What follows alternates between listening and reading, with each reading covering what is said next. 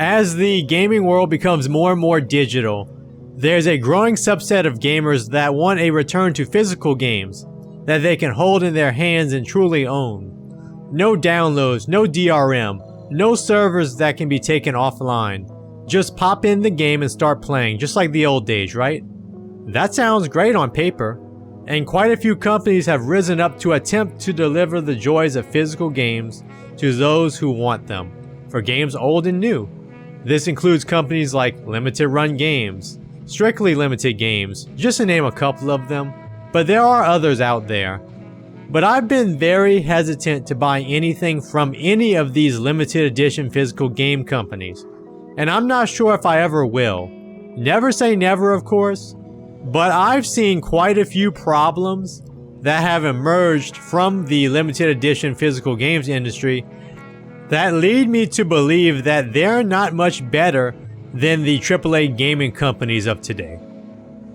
The first problem with these companies is whether you're going to get your game in a reasonable amount of time or not.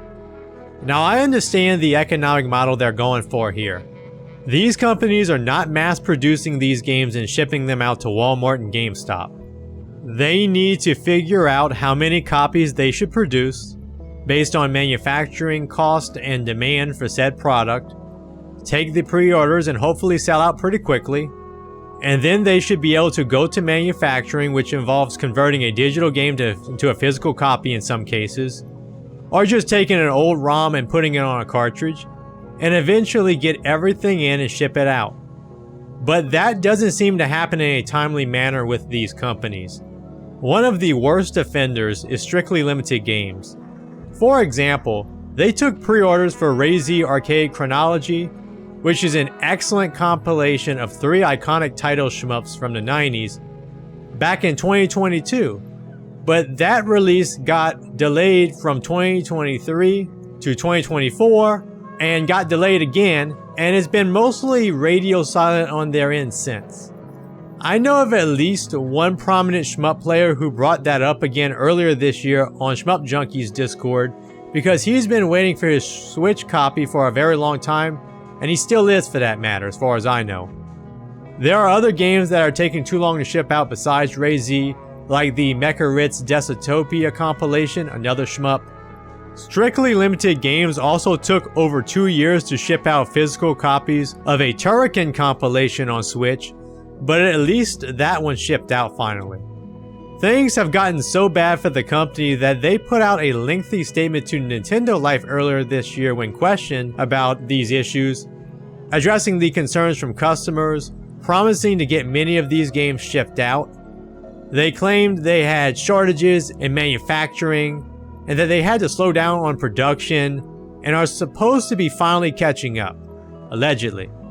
They also gave an update on Ray-Z at this time, stating that the PS4 version shipped out near the end of 2024, but Switch owners have not received their copies, because they haven't even been manufactured at the time. But this isn't even their first time addressing this problem. They had to put out a statement back in 2023 apologizing for delays and promising to get games shipped out. So should customers trust them in 2025? I'm not so sure about that, but I do hope people get what they ordered sooner than later.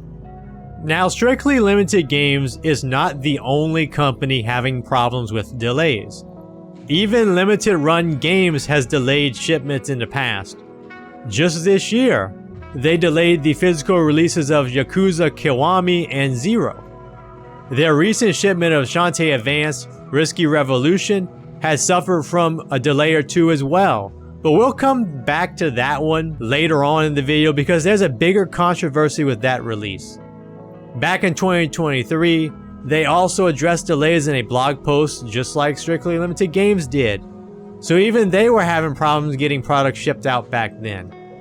First Press Games has an even worse reputation for delays from what I could research than either of those two companies I've mentioned so far.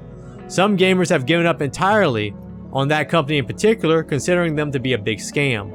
So basically, you don't necessarily know if you're going to get your game on time or wait an extra year or two, if you even get it in the first place. Now, the delays are bad, but what about once the game comes in and someone opens up the box, takes the game out and starts playing? With the money people spend on these releases, you would hope that they would get a well-manufactured product every purchase. Well, that's not always the case. In fact, some gamers have been receiving what amounts to glorified bootlegs lately. Limited Run Games has been especially bad about this in recent times. So once Shantae Advance finally shipped out, I talked about that game getting delayed at one point earlier. It was discovered that Limited Run Games and their collaborator Retrobit used what appeared to be recycled chips for this re-release. Retrobit tried to dodge the allegations with their initial statements by assuring customers that the cartridges were at least safe to use. But Limited Run Games at least admitted in a statement saying that Retrobit had to use a lot of old stock FRAM chips that had been in storage for decades because they were having a hard time getting enough new FRAM chips produced for this manufacturing run. That sounds like a reasonable explanation on the surface, but aren't we expecting better than some 20-year-old chips in these cartridges, considering the standard edition was $60? Realistically, these cartridges should be fine outside of a few isolated cases if I had to take a guess. But who knows in the long run? And why would anyone want to take that chance in the future? Unfortunately, Limited Run Games has had some other quality control issues that make the Shantae Advance controversy a nothing burger in comparison. For one, they had to do a recall of 2 NES games earlier this year, Rugrats Adventures in Gameland and Pio Pal.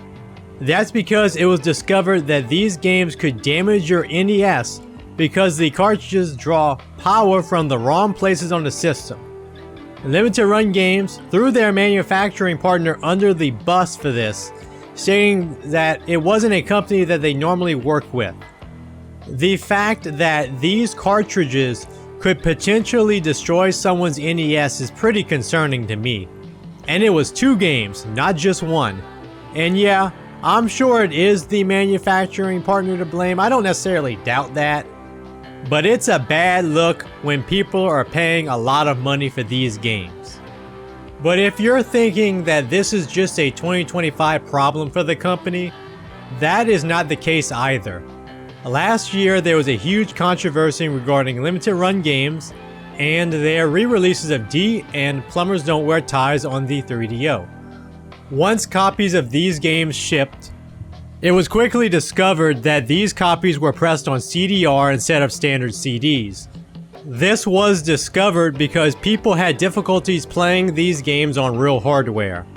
Since the 3DOs that are still out there are around 30 years old at this point, probably even older, these consoles are getting more worn out, particularly the lenses that read the CDs. Plus, they were never really meant for reading CDRs anyway, from what I could gather from doing a bit of research. And that's not even getting into the fact that the 3DO had more than one manufacturer back in its heyday, with the Panasonic models being the best ones typically, and the Gold Star and Sanyo models being the worst ones from what I could gather.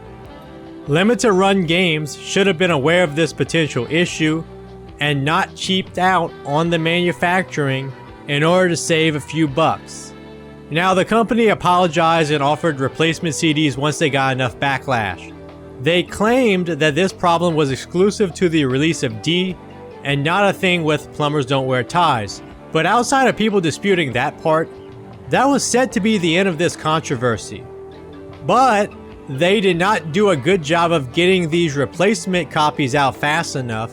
Even worse, the co-founder of Limited Run Games, who left the company prior to the controversy, said that selling CDRs was always the plan, even though it was not a popular idea internally. So the plan was basically to scam 3DO fans and hope they didn't notice. Assuming that this is all totally true and that the co-founder is not just saying this because he has an axe to grind. Knowing this industry and everything else I've talked about so far, I'm inclined to believe him, and to me, that is a credibility killer, this whole situation.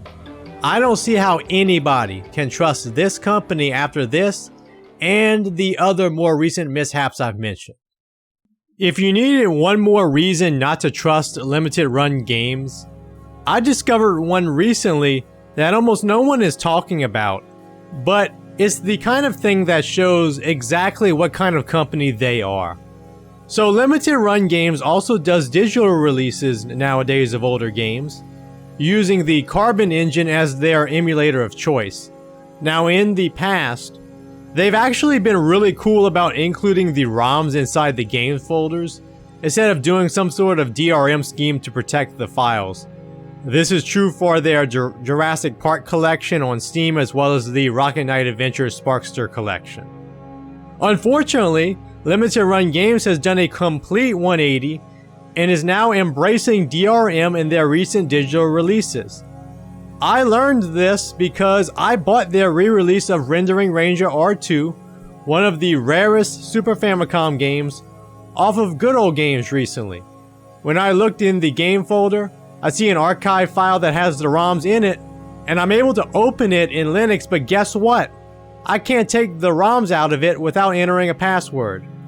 I later found out that the same thing is true for the Ninja 5.0 re-release on Steam as well.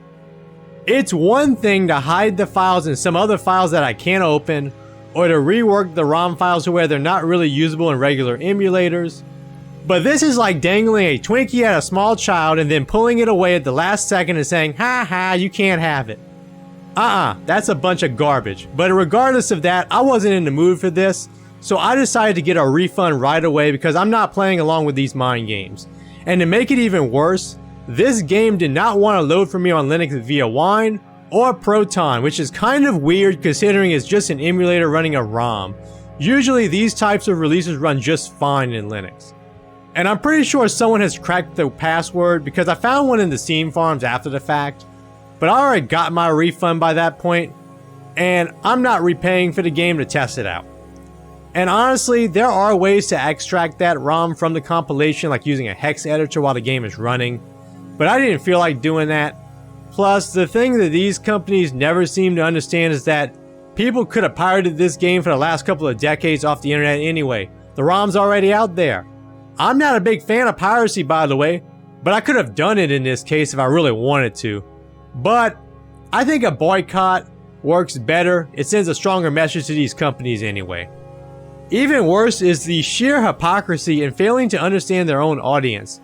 Part of the reason why people support these limited edition physical game companies is because they want to own something. You don't own games on the major consoles precisely because of DRM. This is the opposite of that, and to dangle the ROMs in your face in this case is especially insulting. Don't support their digital releases either going forward unless they stop doing this. Then again, I don't think they will change because the one thing they have proven in all of these controversies is that they don't care about you, the consumer. They don't care a whole lot about the end product either. They have no principles. They'll gladly overpromise and underdeliver because they just want your money. So don't support limited run games, strictly limited games, or this whole section of the gaming industry in general. They are not your friends in this digital age of gaming. I know the industry going digital has caused a lot of problems for gamers, but the limited edition physical games industry is not the answer, and they have proven that over and over again. Whether it's a big grift or just incompetence, these companies don't deserve your hard-earned money if you ask me. But now I want to know what you think. Have you had any experiences buying from these companies? Did you get what you ordered on time? Are you still waiting for your game? Did you buy anything that was manufactured poorly like D on the 3DO or the Rugrats game on NES? Let me know in the comments. Like and subscribe if you enjoyed this video. Thank you for watching and I'll see you again soon.